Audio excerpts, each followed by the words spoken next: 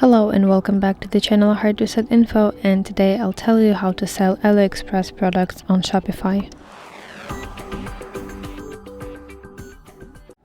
First of all, you should pick the products that you want to sell, and then in AliExpress application you should find a product with good reviews, fast shipping and reliable seller.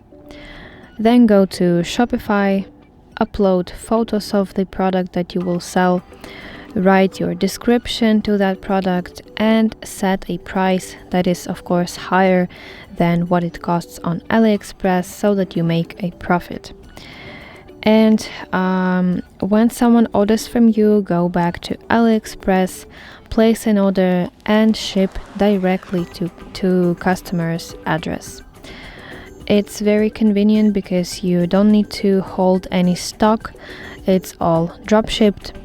But just one more thing, that always keep your customer updated with tracking information and respond quickly if any questions occur.